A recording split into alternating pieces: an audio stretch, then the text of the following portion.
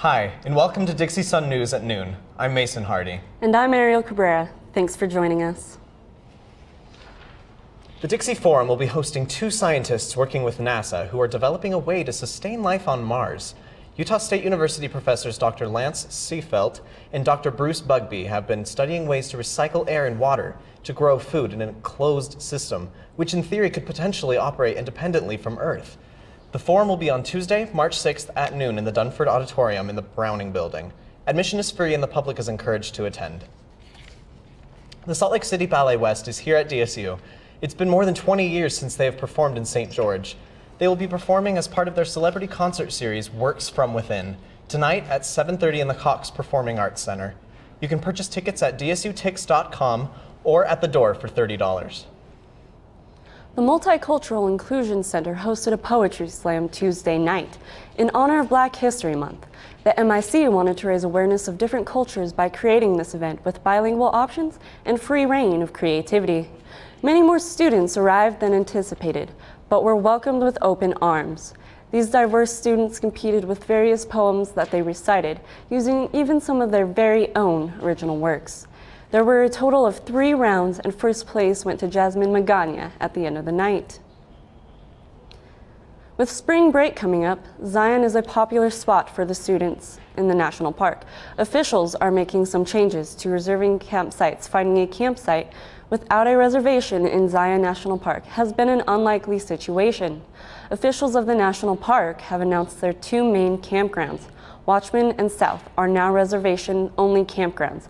Parkgoers will need to visit their website or call 877-44-677 in order to reserve a site. Watchman will allow reservations to be made up to 6 months in advance, while South will allow up to 2 weeks in advance. Following the February 14th shooting in Parkland, Florida, the debate of gun reform has once again taken the spotlight. Here in Utah, Governor Gary Herbert said that he would consider raising the age from 18 to 21 to buy semi-automatic rifles and support more in-depth background checks in order to prevent felons and those with mental health issues from obtaining guns. We will have to wait and see if lawmakers will be able to agree on policy that will result in a positive outcome. A local St. George man was struck by lightning Friday during a storm. Justin Hoffer was out on the Sunbrook golf course around 2 o'clock when the police received a phone call. He was rushed to the Dixie Medical Center, but then flown to UMC Lions Wound and Burn Care Center in Las Vegas for further treatment. He has burns on 30% of his body, but is now alert, responsive, and making a slow recovery. Graduating in 4 years may be ideal, but it's not always possible for reasons pertaining to financial aid, working full-time, and others. Reporter Marky Heckenleibel has more on the story. Although the Career Center at Dixie State University recommends students take 15 credits a semester in order to graduate in 4 years, that's not always possible for some students to obtain.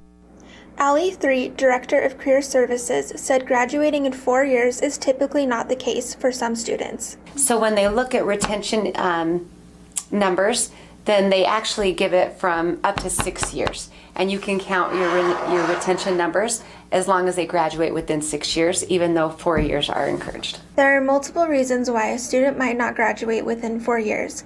Bree Jolly has been going to school at a slower pace, with starting out at 6 credits a semester and working her way up to full-time this semester. I got a job which I thought I was going to make into a career at first, and so I was like, oh, this is perfect, this is right where I want to be. And I also didn't know where I, like, half of me thought this is what I want to do, and the other half thought, no, it's not. Both Jolly and Casey Brazil, who transferred from Utah Valley University because of cost, agreed there is a negative stigma surrounding students who take longer to graduate. I believe it completely depends on the student. There are some students that are going to be lazy. They just, I don't want to take classes, I don't want to wake up, I'm just going to take 1 or 2 classes and I'll take longer to graduate, I don't care. And then there's going to be some students that are, I think, closer to my case where you can't get financial aid. Different. And so if people are looking down on these students, they need to remember that they have no idea what's going on in that person's life. For Dixie Sun News, I'm Marky Heckenleibel. If uncertainty arises about graduating, students can visit the Career Center located on the 5th floor of the Holland Building. It's a good thing that I'm not the only one who's taking longer than 4 years to graduate. Yeah, it's encouraging to see that, they're doing it anyways despite the stigma. It's a good Yeah, thing. exactly. You're never alone in this kind of situation. Everybody's always changing their majors. Yeah, it's good. It's a normal thing. Well, thank you for watching this week's Dixie Sun News at noon on March 1st. We'll see you here next week. Same time, same place. Have a good week, Trailblazers.